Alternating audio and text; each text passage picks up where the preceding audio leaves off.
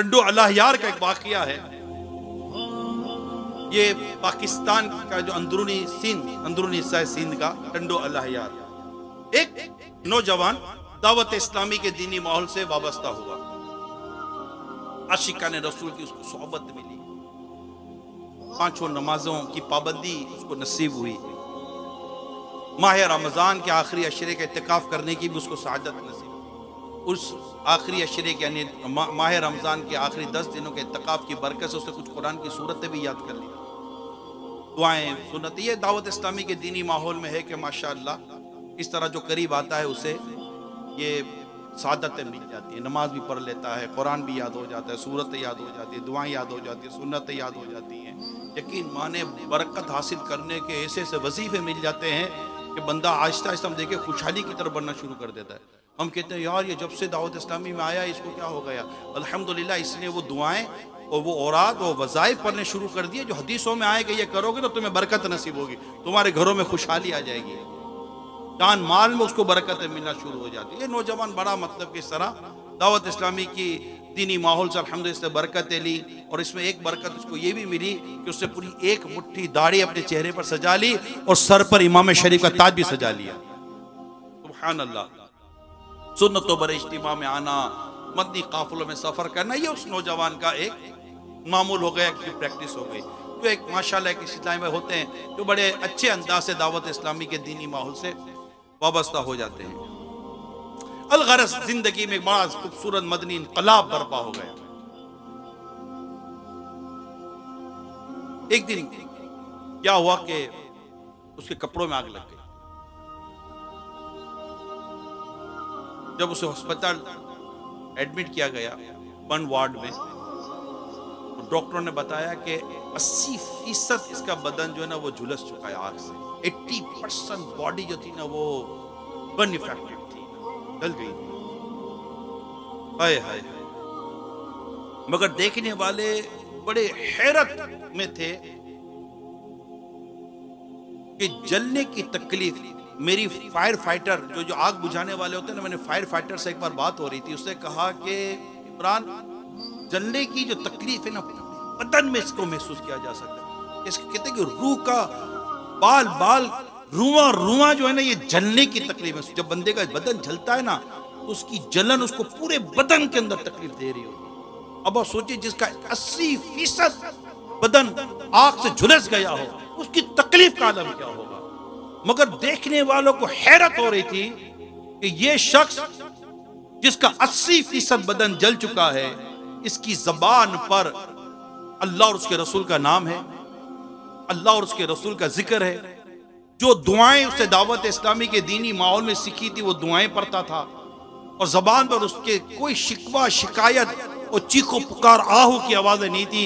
सिर्फ अल्लाह और उसके रसूल का जिक्र करते हुए वह नेकी उसकी जबान पर जारी थी। और आखिरकार वो वक्त भी आया, चंद दिनों की तकलीफ उसको उठानी पड़ी। आखिरकार सुबह अजान फजर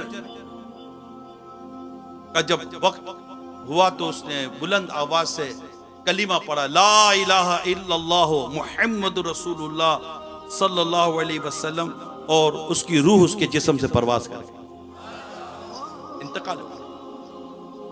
अल्लाह पाक उसको गरी की रहमत करे। अब जो अभी मैंने आपको वाकया सुनाया, जो मैंने आपको हिकायत सुनाई है, इस मरहूम दावत इस्लामी का जो एक इस्लामी भाई था, इसका जो इलाज कर रहा था ना डॉक्टर, उन डॉक्टरों ने क्या बताया, उस डॉक्टरों का बयान सुनिए।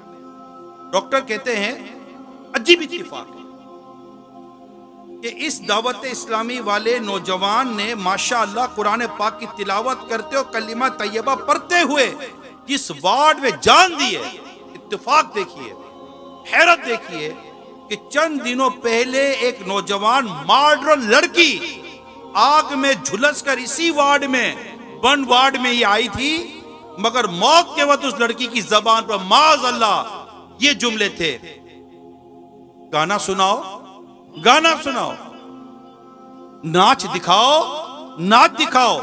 इस तरह कहते कहते उस बदनसीब लड़की का इंतकाल हो गया। अगर वो लड़की मुसलमान थी तो हम दुआ करते अल्लाह पाक उसकी मगफिरत कर दे। मगर मेरे प्यारे इस्लामी भाइयों, ये क्या था? मौत दो लोग को आई है। एक को मौत आई अल्लाह पाक का जिक्र करते हुए, कलिमा पढ़ते हुए, और एक को मौत आई है गाना सुनाओ, गाना सुनाओ, नाच दिखाओ, नाच दिखाओ। मुझे बरसों पहले की बात कर रहा हूं, बरसों पहले, कई साल हो गए। मेरे पास खुद एक मकतूब था, लेटर आया था, मैंने खुद पढ़ा है वो लेटर। एक शख्स का एक्सीडेंट हुआ, गाड़ी में बज रहा था, जिस गाने को सुनते हुए वो गाड़ी चला रहा था, जब उसको जख्मी हालत में गाड़ी से निकाला गया तो वो इसी गाने को कह रहा था, बोल रहा था, गुनगुना रहा था, और इसी में इसकी रूह निकल गई।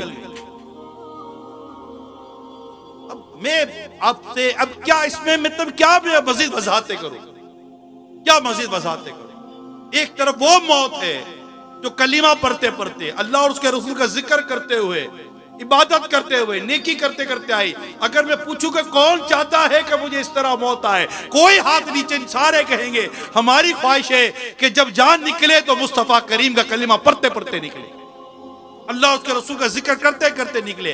अरे कोई ये तमन्ना नहीं करता भाई कि मैं गाना बोलते बोलते मर जाऊं, मैं मतलब कि गुनाह करते करते मर जाऊं।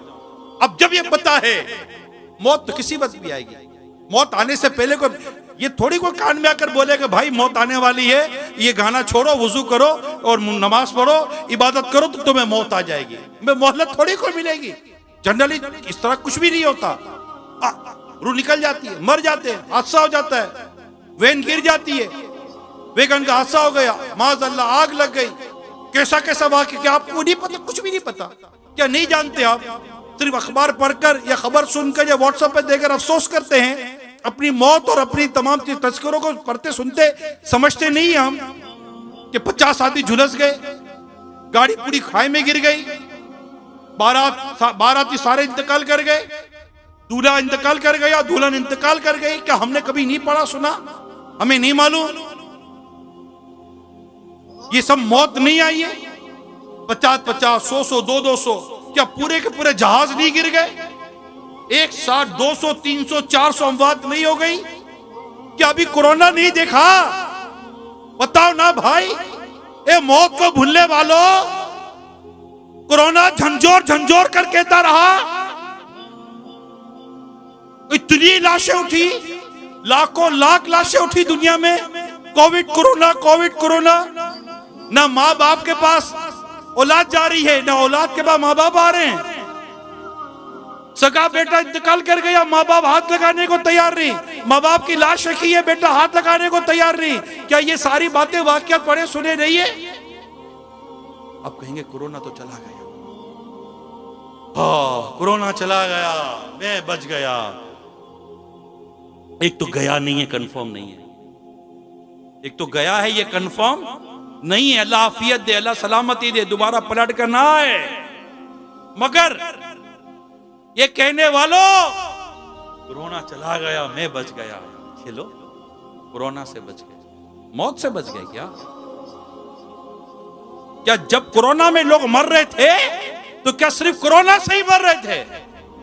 एक पैनिक पीरियड था, एक पेंडेमिक सिचुएशन थी।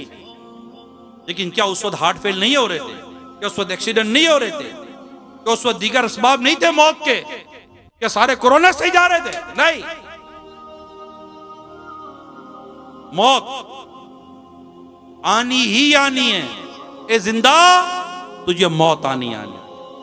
अब देखिए कि वो लड़की, ये मैं खास तौर पे उन नौजवान लड़के लड़कियों लोगों से मैं बात करना चाहता हूं कि जिनके पास गाने बाजे मौसीकी का टाइम ही टाइम है। शादी में जाएंगे तो नाचेंगे, गाएंगे, कूदेंगे। इवेंट, मैरिज इवेंट, क्या इवेंट है जनाब? महफिल, वो है क्या कहते हैं, म्यूजिकल नाइट है, ढोलकी है, ये गाने होंगे, कंसर्ट होगा, इतने गुलकार बुलाए जाएंगे, और खूब नाच गाना होगा, खूब शराबें पी जाएंगी, खूब नाचेंगे, हल्ला गुल्ला करेंगे, और इतनी लड़की आएंगी नाचने के, इतने लड़के आएंगे नाचने के लिए। सुनो, ये वार्ड में मरने वाली लड़की ये कहते हुए मरी है, गाना सुनाओ, गाना सुनाओ, नाच दिखाओ, नाच दिखाओ। एक घरों में बैठे सुनने वाली इस्लामी बहनों, मुसलमान लड़कियों, तुम्हें क्या हो गया? क्या बेपर्दगी करते करते मरना चाहती हो?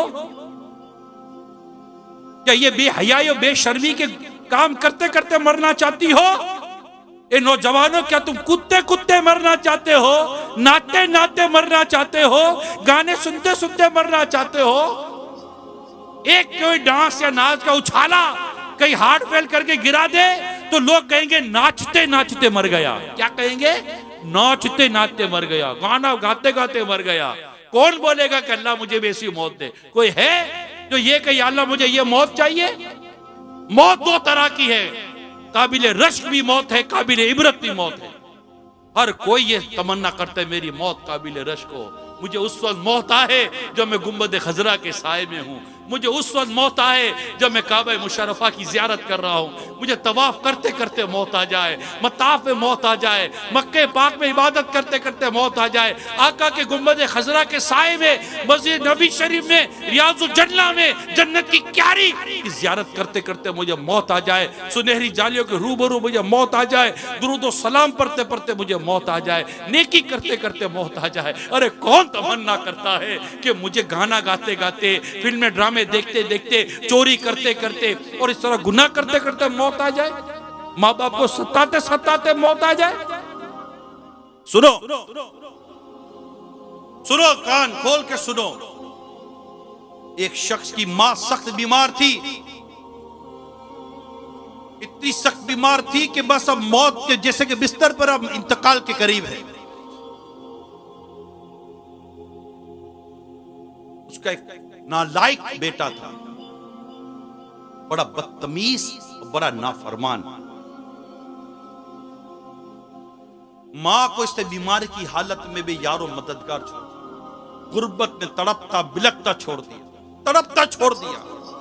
बीमार मां को पूछता तक ना था, मां तो कैसी है, मां तुझे क्या तकलीफ है? मां इंतजार करती थी अपने बेटे का कि मेरा बेटा आएगा, मेरे बीमार पुरसी करेगा। लेकिन बेटा है कि वो बीमार मां को देखने तक नहीं जाता था।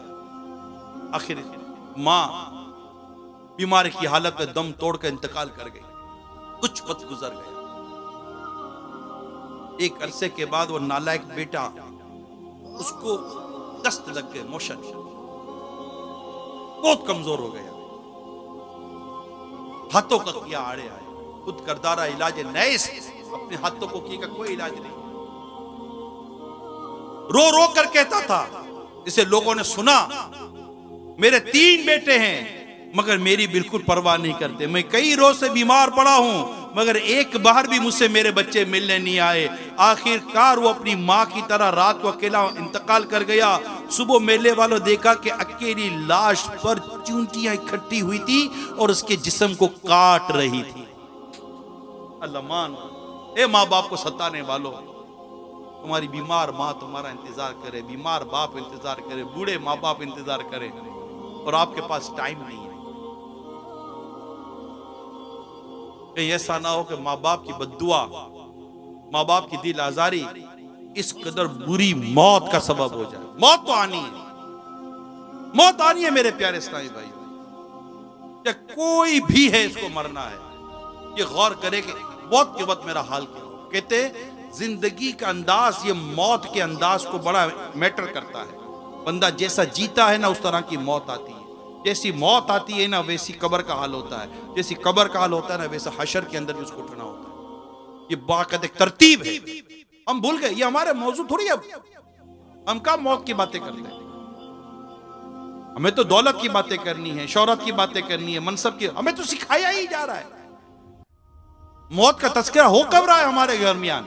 हमारे घर में हमारे माँ बाप कब हमसे मौत का तस्करा कर रहे हैं? हमारे दोस्त यार कब हमसे मौत का तस्करा कर रहे हैं? बताइए। मार्केटों में क्या मौत की बातें हो रही हैं? कारोबार करते हुए मौत की बातें हो रही हैं? बल्कि मौत की बातें होती हैं, पूछते भी हैं, हाँ भाई खैरियत कहाँ? यार वो जोहर के बाद वो नमाज जनाजा जाना है। अच्छा अच्छा अच्छा, उसमें भी मौत याद नहीं आई। यार वो असर के बाद तदफीन है, वहां जाना है, मौत याद नहीं आई। अच्छा कहाँ जा रहे हो? यार वो स्वयं है, वो मुझे जाना था, फातिया यार। अच्छा अच्छा अच्छा, मौत वहां भी याद नहीं आई है। खड़े मस्जिद के बाहर इंतजार कर रहे हैं, क्या किस चीज का इंतजार कर? वो जनाजा आने वाला। अच्छा अच्छा, जनाजा आने वाला, क्या खैरियत? देर हो गई। और वो गुस्ले मैयत हो रहा है, पता चला भी थोड़ी देर लगेगी, 10-15-20 मिनट लगेंगे आगे। क्या इसको भी मौत याद आई? नहीं, ये बातें नहीं है हमारे। सच बताओ, क्या हमारी बातें नहीं करते? उस वक्त मौत याद आई?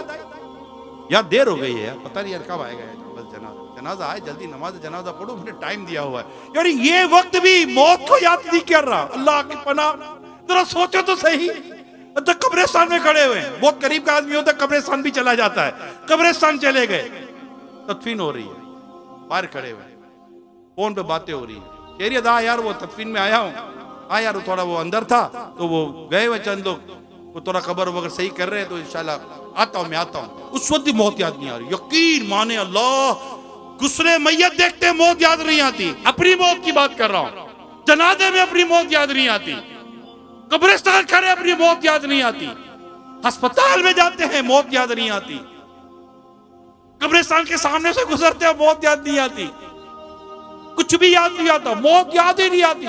यानी कि ऐसे जी रहे जैसे कि साहब को मरना ही नहीं है, साहब को फिक्र थी एक की 10-10 कीजिए, मौत आप पहुंची साहब, जान वापस कीजिए, कहां हो, मरना है, मरना है मेरे प्यारे सहन भाइयों, मरना है। अल्लाह ताला हमें इबरत हासिल करने की तौफीक है। मुल्तान शरीफ का एक वाकया सुनिए, अल्लाह अल्लाह अल्लाह अल्लाह, मुल्तान का ऐसा इबरत वाला वाकया, अल्लाह की पनाह, मौत आती है। ये एक हकीम अपना मतलब लगाते थे, हकीम थे, डॉक्टर हकीम, एक हिकमत इलाज है, तो फारिग होकर वो घर चले गए, खाना वाना खाया और कुछ रात के मामूलात थे वो निपटाए, सो गए। अचानक पेट में दर्द शुरू, इसी पेट में दर्द शुरू हुआ, बैठ गए, पेट पकड़ के दर्द बढ़ रहा है, बढ़ रहा है, बढ़ रहा है, बढ़ रहा है।